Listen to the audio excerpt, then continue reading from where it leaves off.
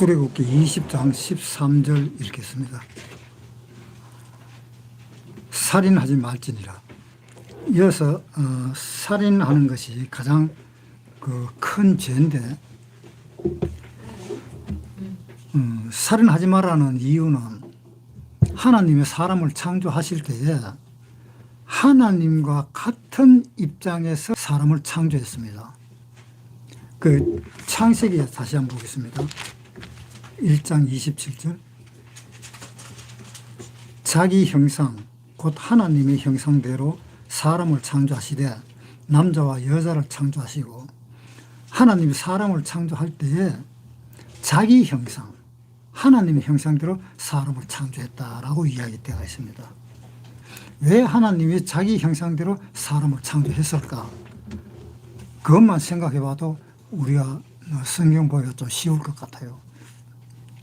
왜 그러냐면은 하나님이 사람을 창조했을 때에 분명히 어떤 뜻을 두고 마음을 두고 사람을 창조했을 겁니다.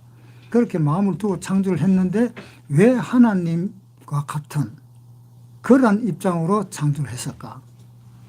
그러면 하나님과 사람과의 어떤 관계라든가 무엇이 형성되어 있기 때문에 아마 그랬을 거다라고 생각을 할 수 있겠죠.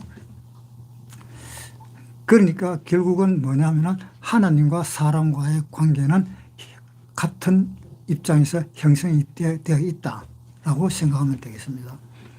성자의 하나님은, 즉 예수님은 우리와 똑같은, 하나님과 똑같은 그런 입장에서 하나님이 세상을 창조했으니까 하나님과의 관계가 형성되도록 창조한 것이다 라고 생각할 수 있겠죠. 그런데 구원받지 않고 지옥으로 가는 사람은 상황이 다르지요. 그 사람은 하나님의 형상대로 창조가 되었지만은 결과적으로 하나님과 어떤 연관을 맺을 수가 없는 그러한 사람이 되었다라는 이야기입니다. 그래서 하나님이 사람을 하나님의 형상대로 창조하셨다는 말은 하나님과의 연관을 짓기 위해서, 그 관계를 가지기 위해서 하나님이 사람을 하나님처럼 그렇게 창조를 했다라고 생각하면은 하나님이 사람 창조한 이유가 하나님과 함께 같이 살기 위해서 사람을 창조한 거다. 그러니까 결국은 하나님과 같이 살기 위해서 하나님은 천국에 계시고 우리는 땅에 있으니까 땅에 있는 사람을 데리고 천국에 와서 하나님과 함께 같이 살고자 하는 그 마음이 들어있다는 것을 생각해 봐야 되겠습니다. 그러니까 교회에 가가지고 무조건 신앙생활을 한다는 그것보다는 그런 뜻을 생각하면서 하나님이 나를 천국으로 데려가시기 위해서 하나님이 사람을 창조하셨구나라고 생각하면 되겠습니다. 출애굽기 20장 13절에 살인하지 말지니라.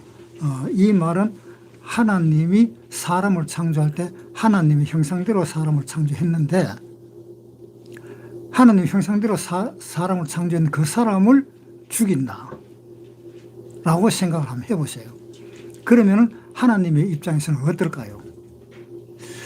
내가 나중에 천국에서 이 사람들과 함께 살기를 원해서 하나님의 형상대로 사람을 창조했는데 그 창조한 그 사람을 죽여버린다. 그렇다면 하나님의 뜻을 완전히 무시해버리는 거잖아요. 하나님의 뜻을 완전히 무시해가지고 그 사람을 죽이니까 하나님이 어떨까? 마음이 어떨까?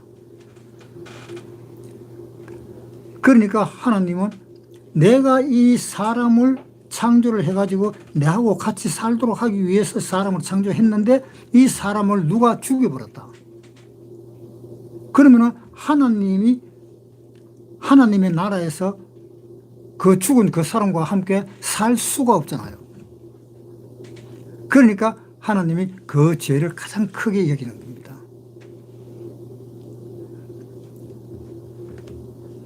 그러니까 살인하지 마라. 그리고 자기 스스로 자살을 한다라든가 그러면 그것도 안 된다. 왜? 아무리 자살할 정도로 마음이 괴롭고 힘들다 할지라도 하나님은 뒤에서 어떻게 하든 간에 그 사람의 방향을 바꾸어서 내하고 같이 살기를 원하는 그 하나님이 천국에서 하나님이 생각하고 있는데 자기 자신이 생각을 좀 잘 못해가지고 자기가 자기 스스로 목숨을 끊어버린다. 그러면은 그 자기 자신이 하나님의 뜻을 못 이루게 회방하는 거잖아요. 그러니까 그 사람도 안 된다. 사람은 무조건 자연적으로 죽어야 되는 거지 누가 강제로 해서 죽인다라는 것은 있을 수가 없다라는 겁니다. 그런 걸 생각해 보면은 살인은 하면 안 되겠구나. 하나님 가인과 같은 사람은 안 죽였어요. 왜 안 죽였느냐? 가인은 아벨을 죽였는데 살인자인데 그 살인자인 그 가인에게 하나님은 니를 죽이는 사람은 그 7배나 더 강하게 그 사람에게 심판을 할 거다. 그렇게 이야기했습니다. 왜? 가인은 비록 아벨을 죽였지만 언젠가는 자기 스스로 자기의 잘못을 인정을 하고 하나님 편으로 돌아설 수 있지 않을까라는 그러한 생각이 하나님은 가지고 있었던 겁니다. 그래서 너를 죽이지 않는다. 너를 죽이는 사람도 네가 아벨을 죽이는 그것보다 7배나 더 너를 죽인 사람을 더 심판할 거다 라고 하나님은 그렇게까지 이야기를 해줬습니다. 나중에 마음이 돌아서서 자기 잘못을 깨닫고 내가 잘못했습니다 라고 하나님 앞에 시인하도록, 그러니까 가인을 죽이지 않았던 겁니다. 그래서 살인하는 것은 이거는 엄청난 하나님 앞에 큰 죄다. 물론 여 앞에 내 앞에 다른 신을 두지 말라 하는 그런 말씀도 있고, 그런데 그런 말씀이 1계명이라면 살인하지 말라, 간음하지 말라, 이 모든 계명도 똑같은 1계명입니다. 왜? 하나님 앞에서는 무슨 죄를 지어도 그 아무 보잘것없는 그 죄를 지었다 할지라도 결국 가는 곳은 지옥이니까. 사람을 죽여서 지옥 가나? 아니면 조그마한 물건을 하나 훔쳐서 지옥을 가나? 어차피 가는 곳은 한 곳으로 몰려있기 때문에 하나님 앞에서는 다 큰 죄입니다. 그 다음에 간음하지 말라. 간음하지 말라는 것은, 간음이라고 하는 것은 꼭 남녀 간의 어떤 관계를 간음이다 이렇게 생각을 하는데요. 하나님 편에서는 하나님을 생각하지 않는 모든 것이 간음입니다. 하나님을 생각하지 않는 모든 것. 야고보서 한번 보겠습니다. 4장 4절. 간음하는 여자들이여, 세상과 벗된 것이 하나님의 원수임을 알지 못하느냐? 그런즉 누구든지 세상이 벗되고자 하는 자는 스스로 하나님과 원수되게 하는 것입니다. 자, 하나님과 원수되게 하는 그 사람은 간음하는 자다. 그러니까 하나님 이외에 다른 것을 생각을 하든가 마음에 둔다든가 그런 것은 전부 다 하나님 앞에 다 간음죄입니다. 그러니까 그런 걸 생각하고, 내가 지금 하고 있는 이것이 간음죄구나. 어떻게 해서 그렇게 생각을 하면 간음죄일까? 한번 생각을 해보세요. 어떤 남자하고 어떤 여자가 둘이 결혼을 했어요. 결혼을 했는데 남자가 하루 종일 생각하는 게 돈 버는 일에만 계속 생각을 합니다. 저거 마누라가 어떻게 되는지도 모르고 계속 돈 버는 일에만 생각합니다. 그러면 여자가 가만히 있을까요? 그 가만히 있는 여자가 이상한 여자죠. 가만히 안 있습니다. 저 사람은 아침에 눈만 뜨면 돈이고 저녁에 눈만 감아도 돈이고 하루 종일 돈 이야기하면 이야기할 게 없는 사람이야. 그러면 여자가 가만히 있겠느냐 이 말입니다. 내한테는 그 돈이 그렇게 필요하고 그렇게 하더라도 남자한테 사랑한다 하는 그 말 듣고 싶은 것이 소원입니다. 그런데 그 말을 안 하고 돈 이야기만 한다. 그리고 자기가 바깥에서 있었던 일, 자기가 잘났던 일, 그런 일만 마누라 앞에 계속 자랑만 한다. 그러면 저 사람은 노산 자랑만 해서 그냥 할 맛도 안 나네. 그렇게 돼버립니다. 그것도 간음이잖아요. 왜? 자기 마누라 사랑한다 하는 말 한마디 없으니까. 하나님을 사랑한다 하는 그 말을 듣고 싶은 거예요. 하나님도. 우리 이 세상 사람들도 자기 신랑한테, 자기 마누라한테 자기가 사랑한다, 좋아한다, 그 이야기를 듣고 싶지. 그 계속 돈 이야기만 하고 그러면 그 듣고 싶은 사람은 없습니다. 그러니까 하나님 이 외의 모든 생각들은 다 간음하는 일이에요. 그걸 명심을 해야 돼요. 내가 이게 좀 너무 심하게 하지 않나. 출애굽 20장 다시 보겠습니다. 도적질 하지 말지니라. 도적질 하지 말라 하는 이 말은 남의 물건을 훔치는 것만 도적이라고 생각을 합니다. 그런데 사람의 마음을 훔치는 것도 도적질이고 시간을 훔치는 것도 도둑질이고 모든 것을 자기 마음에 자기가 원하는 그러한 방향으로 돈을 벌든 시간을 벌든 뭘 벌든 뭘 하든 자기를 위한 그 일을 하는 것은 다 도둑질입니다. 시간이고 생명이고 모든 것은 다 하나님의 것이잖아요. 그 하나님의 것을 하나님한테 쓰도록 해야 되는데 하나님한테 쓰는 것이 아니라 자기한테 써버리는 거. 그것은 다 절도고 강도고. 그 다음 16절에 내 이웃에 대하여 거짓 증거하지 말지니라. 자기 이웃에 대해서 거짓 증거를 함으로 인해서 자기가 득되는 것, 그것만 생각하는 사람들.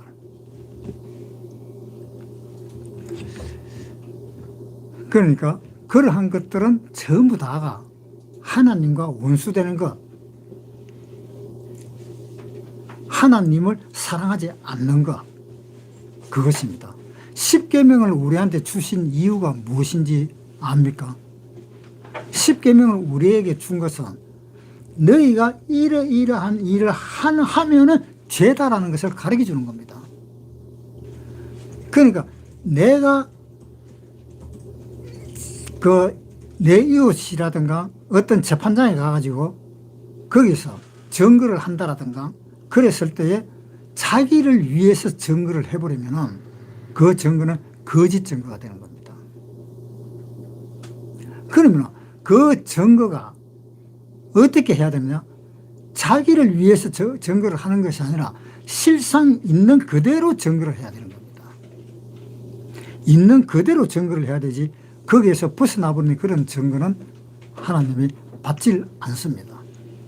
그래서 있는 그대로 증거를 해서 내가 잘못했다는 것을 깨달을 수도 있고 내가 잘못 이야기했다는 것을 알 수도 있고 그것을 증거에 채택이 되든 안 되든 상관없이 자기는 자기가 가지고 있는 그것을 그냥 그대로 증거를 하는 것이 그것이 이웃에 대한 올바른 마음입니다. 17절에 내 이웃의 집을 탐내지 말지니라. 내 이웃의 아내나 그의 남종이나 그의 여종이나 그의 소나 그의 낙이나 물은 내 이웃의 소유를 탐내지 말지니라. 그러니까 이 탐욕 때문에 모든 것이 사건이 터지는데 그것을 생각을 좀 하라는 이야기입니다. 18절에 보겠습니다. 뭇 백성이 우레와 번개와 나팔 소리와 산의 연기를 본지라. 그들이 볼 때에 떨며 멀리 서서 모세에게 이르되 당신이 우리에게 말씀하소서 우리가 들으리이다. 하나님이 이렇게 이야기를 하지 않도록 좀 해달라. 그걸 모세한테 부탁합니다. 네. 하나님의 목소리가 너무 우렁차고 그리고 하나님의 말씀이 너무 위험이 있고 그러니까 하나님이 무서워지는 겁니다. 하나님이 무서우니까 우리한테 하나님이 이야기하도록 하지 마라. 내가 죽을까 봐 겁이 난다. 라고 모세한테 이야기했습니다. 모세 네가 가서 하나님의 말씀을 듣고 그 다음에 나한테 이야기해 주라. 이제 그런 부탁을 합니다. 하나님은 우리 눈으로 볼 수 있는 하나님이 아닙니다. 절대로 우리 눈으로 볼 수가 없어요. 출애굽기 33장 20절 또 가라사대 내가 내 얼굴을 보지 못하리니 나를 보고 살 자가 없음이니라. 여호와께서 가라사대 보라 내 곁에 한 곳이 있으니 너는 그 반석 위에 서서라. 내 영광이 지나갈 때에 내가 너를 반석 틈에 두고 내가 지나도록 내 손으로 너를 덮었다가 손을 거두리니 내가 내 등을 볼 것이요 얼굴은 보지 못하리라. 하나님의 얼굴을 본 사람은 무조건 죽습니다. 모세도 하나님이 하고 그렇게 이야기하고 했지만 모세도 하나님을 정면으로 보지를 못했습니다. 정면을 보면은 그 거룩한 빛이 모세를 죽여버립니다. 그 빛을 받고 안 죽은 사람 한 사람이 있습니다. 그 사람은 바울인데 그 바울도 예수님을 직접 보지는 못했습니다. 왜? 그 빛이 바울의 눈을 어둡게 해버렸어요. 눈을 멀게 해버렸습니다. 사도행전 9장 3절부터 읽겠습니다. 사울이 행하여 다메섹에 가까이 가더니 홀련히 하늘로서 빛이 저를 둘러 비추는지라 땅에 엎드려서 들으며 소리에서 가라사대 사울아 사울아 네가 어찌하여 나를 핍박하느냐 하시거늘 대답하되 주여 니시오니까 가라사대 나는 네가 핍박하는 예수라. 네가 일어나 성을 들어가라. 행할 것을 내게 이를 자가 있느니라 하시니 같이 가던 사람들은 소리만 듣고 아무도 보지 못하여 말을 못하고 섰다가 사울이 땅에서 일어나 눈을 떴으나 아무것도 보지 못하고 사람의 손에 끌려 다메섹으로 들어가서 사흘 동안을 보지 못하고 식음을 전폐하니라. 자, 사울이 눈이 멀어버렸어요. 사흘 동안은 못 봤다 그랬습니다. 그러니까 이 간간히 보면은 하나님을 봤다 하는 사람들이 있어요. 뭐 어느 기도원에서 기도를 했더니만 하나님 하얀 소복 입고 나타나가지고 그 만약에 그런 하나님을 봤다 하면 그 사람은 눈이 멀어야 돼요. 사울은 잠깐 요 말 몇 마디 하는 거 그것만 봤는데 그것도 실체로 보지를 못했잖아요. 보지를 못하고 눈만 멀어버렸잖아요. 그 빛이. 그래서 사흘 동안 보지 못했다. 그런데 어떤 사람들은 그래요. 아, 내가 기도하니까 하나님이 하얀 소복 입고 나타났다. 꿈에 보니까 하얀 소복 입고 나타났다. 그런 말을 하는데 그거는 완전히 엉터리입니다. 그건 완전히 거짓말이에요. 헛거 본 거예요, 헛거. 출애굽기 20장 다시 보겠습니다. 19절에 모세에게 이르되 당신이 우리에게 말씀하소서 우리가 들으리이다. 하나님이 우리에게 말씀하시지 말게 하소서 우리가 죽을 거 하나이다. 그러니까 하나님이 우리한테 이야기 못하도록 해라. 왜? 죽을까 봐 겁난다는 겁니다. 그러니까 이 모세가 어떤 역할을 했습니까? 하나님의 말씀을 받아갖고 모세가 사람들에게 이야기를 해줍니다. 그것이 하나님이 예수님한테 이야기하고 예수님이 받아갖고 우리한테 이야기해 줍니다. 그런 중간 역할을 하는 것이 예수님이고 모세입니다. 그러면 지금 현 시대에서는 중간 역할을 하는 것이 있긴 있어요. 뭐가? 성령이. 우리를 대신할 분은 누구냐? 성령님밖에 없습니다. 그 성령님이 우리를 대신해서 기도를 해줍니다. 로마서에 한번 보겠습니다. 8장 26절.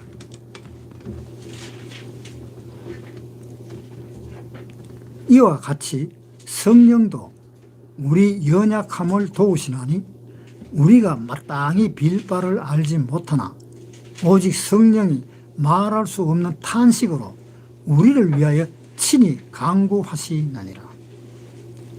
마음을 감찰하시니가 성령의 생각을 아시나니 이는 성령이 하나님의 뜻대로 성도를 위하여 간구하심이니라.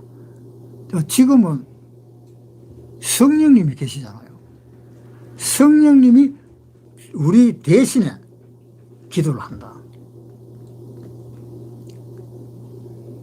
우리가 기도할 수 없어서 우리 대신에 기도를 하는 것이 아니라 우리가 어떤 기도를 하나님한테 해야만이 하나님이 알아들으실 수 있을까?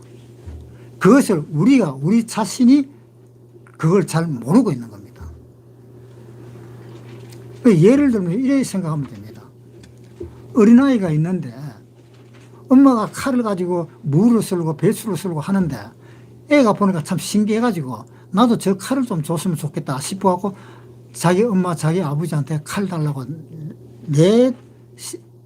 밤낮 칼 달라고 징징거리고 울며 달라 그럽니다. 그렇다고 해서 그 칼을 줄 사람 있습니까? 없잖아요.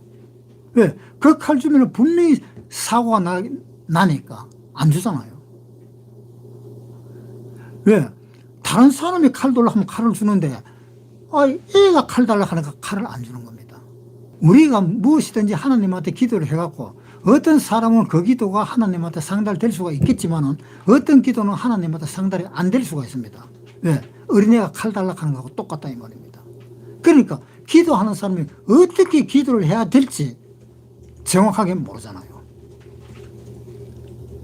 지금 구원받았는 사람들이 하나님 앞에 하나님 내일 양식이 없는데 양식 좀 주도록 해 주십시오. 또 내일 누구한테 돈을 주기로 했는데 돈이 없는데 하나님께 돈 좀 주기로 해 주십시오. 이렇게 기도하는 사람들이 있습니까? 구원받은 사람은 그런 기도가 아예 없을 겁니다. 그런 기도가 있다 하면은 뭔가 좀 잘못된 거예요. 구원받은 사람이 내가 몸이 아프다. 내 이 몸 아픈 걸 좀 고쳐주십시오. 이렇게 기도를 밤낮 한다고 가정해 봅시다. 그 기도가 옳은 기도일까요? 잘못된 기도일까요? 구원을 정확하게 받고 정확하게 신앙생활을 한다면 그 기도를 어떤 기도라는 걸 자기 자신이 압니다.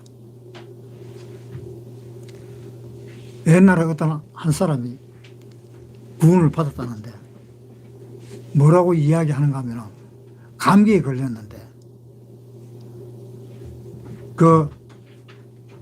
너무너무 아파가지고 뭐 하나님 알아서 하겠지 뭐 그러면서 던져버렸답니다. 그것이 똑바른 신앙생활이잖아요.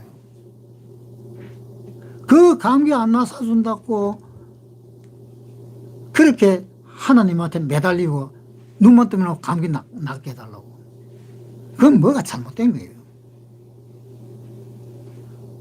바울도 그랬잖아요.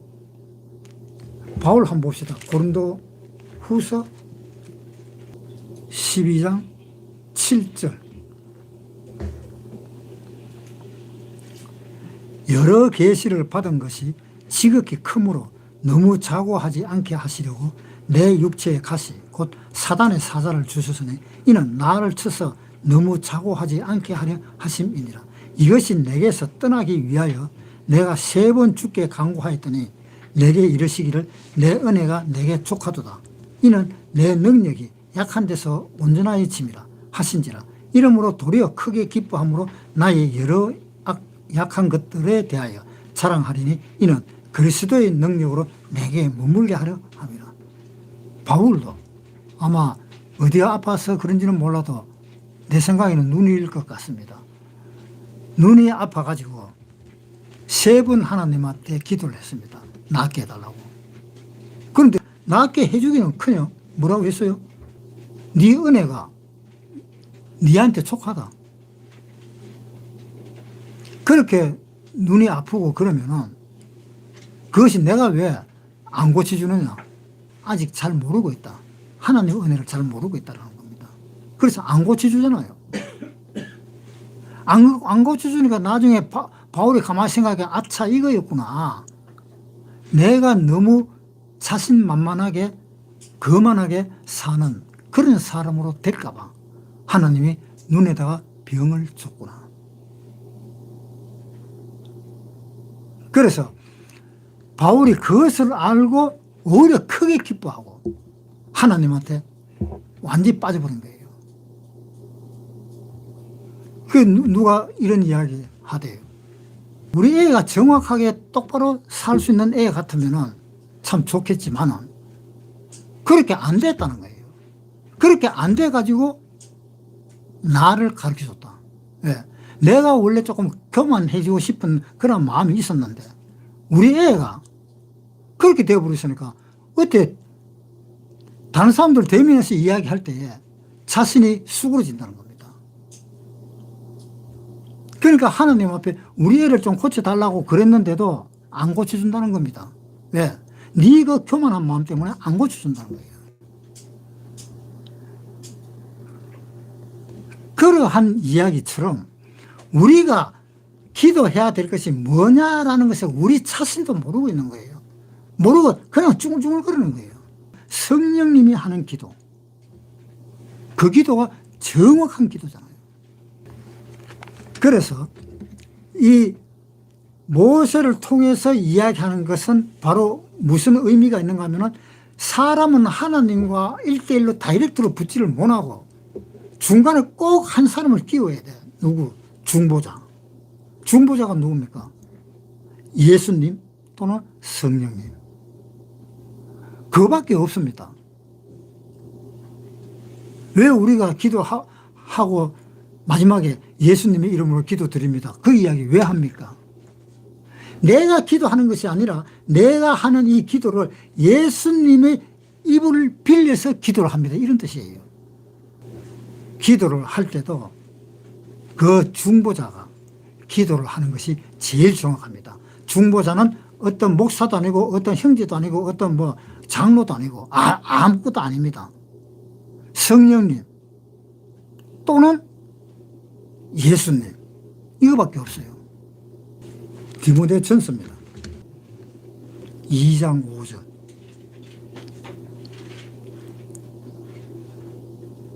하나님은 한 분이시요 또 하나님과 사람 사이의 중보도 한 분이시니 곧 사람이신 그리스도 예수라. 중보는 한 사람밖에 없잖아요. 예수님. 그리고 지금은 예수님이 하늘 우편에 앉아 계시니까 성령님. 그래서 중보기도 누구든지 해달라 이야기하면 안 됩니다. 자기가 해야 돼. 자기가 어려운 건 자기가 해결해야 돼요. 출애굽기 20장 20절. 모세가 백성에게 이르되 두려워 말라. 하나님이 강림하시면 너희를 시험하고 너희로 경외하여 범죄치 않게 하려 하심이니라. 백성은 멀리 섰고 모세는 하나님이 계신 아목으로 가까이 가니라. 하나님이 계신 곳이 아목이래요. 이게 왜 이런 이야기가 나올까요? 하나님은 거룩하신 빛이잖아요. 빛이 너무 밝으면 어떨까요? 보일까요? 안 보일까요? 빛이 너무 밝으면. 우리 이 인간의 눈으로 빛이 너무 밝으면 안 보입니다. 여러분 혹시 그 안과에 한번 가봤어요? 안과에 가면 뭐 눈에 뭐 하나 넣어주면은 그 눈에 뭐 넣고 나와가지고 햇빛이 쨍 쬐이는데 거기 나와가지고 눈을 떠서 보려고 하면 뭐 보입니까? 안 보이죠. 너무 밝아도 안 보여. 그런데 적당히 밝으면 또 굉장히 아름답게 보여요. 그러니까 이 말은 무슨 말인가 하면 하나님이 강림을 하셨는데 시내산에 강림을 하셨는데 하나님은 밝은 빛이기 때문에 그 빛을 사람들한테 그대로 뿜어낼 수가 없는 겁니다. 그대로 뿜어내려면은 사람들이 다 죽어요. 사람들이 죽고 눈봉사가 되고. 그러니까 하나님 편에서 그것을 어떻게 하냐, 어떤 막을 형성을 시키고, 즉 그 구름으로 자기 자신을 가리운다든가. 출애굽기 19장 한번 보겠습니다. 16절부터 제3일 아침에 우레와 번개와 빽빽한 구름이 산 위에 있고, 이 빽빽한 구름이 왜 산 위에 있느냐, 하나님의 그 거룩하심을 일단 차단시키는 겁니다. 사람들이 못 보게. 그러니까 빽빽한 구름이 하늘에 있을 때는 흑암으로 보이잖아요. 사람의 눈으로는 흑암으로 보입니다. 그 흑암을 뚫고 나가면은 엄청난 밝은 빛이 있습니다. 하나님의 그 빛을 이 사람들에게 바로 보여주지를 못하기 때문에 하나님이 그 막을 형성시켜 가지고 하나님은 자기 자신을 있는 그대로 나타내 보일 수가 없는 겁니다. 그 거룩한 빛 때문에. 그러니까 그 하나님이 막을 만들어 놨는 그곳은 사람들이 봤을 때는 어두운 곳이잖아요. 이렇게 밝은 곳이 아니고 어두운 곳이잖아요. 그러니까 모세는 하나님이 계신 어두운 곳으로 들어갔다 이래야 되는 거예요. 사람이 생각할 때에. 하나님은 빛의 장막을 만들어 버렸는데, 그래서 하나님이 계신 곳이 어둡다라는 것이 아니고, 하나님이 계신 그 곳은 하나님이 장막을 쳤다, 장막을 치듯이 쳐서 어둡게 했다. 바로 그 빛을 통과시키도록 하면은 사람이 보지를 못하고 눈도 뜨지도 못하니까. 그러니까 모세는 하나님 계신 그곳으로 갔다. 그렇게 해석을 하면 되겠습니다. 그 다음에 20절, 21절.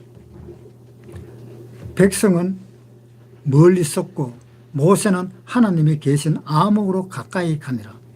여호와께서 모세에게 이르시되 너는 이스라엘 자손에게 이같이 이르라.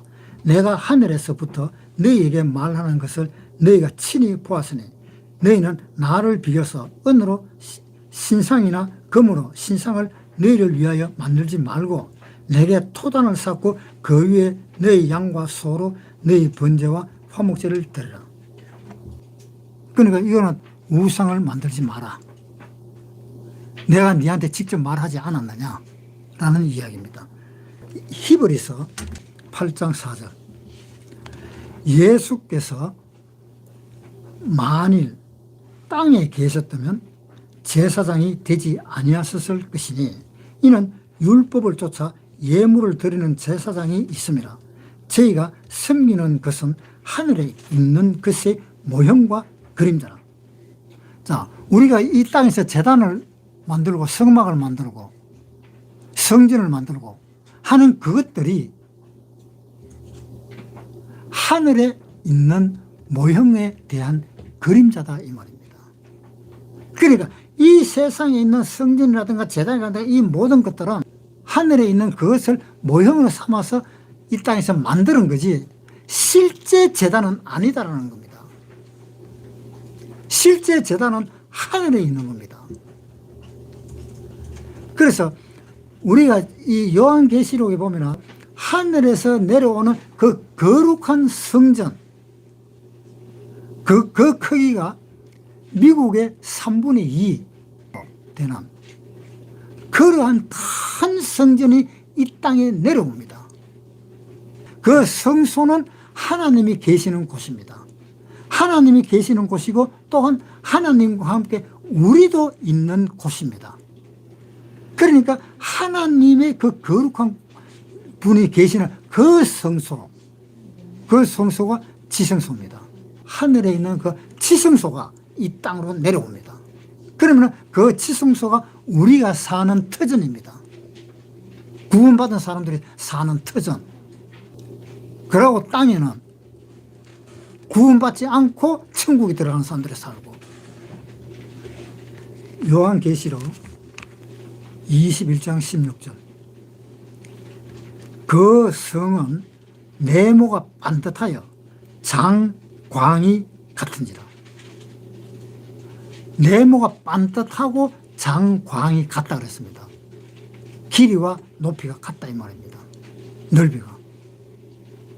지성소는 정육면체, 가로 세로 높이가 다 똑같아요. 지성소는. 그래서 똑같은 것이 들어오는데 그 성은 네모가 반듯하여 장광이 같으니라. 그 갈대로 그 성을 측량하니 12,000 스타디온이요 장과 광과 고가 같더라. 그 크기가 미국의 3분의 2, 그 정도의 크기가 내려오는 그곳이 우리가 구원받은 사람들이 사는 그 터전입니다.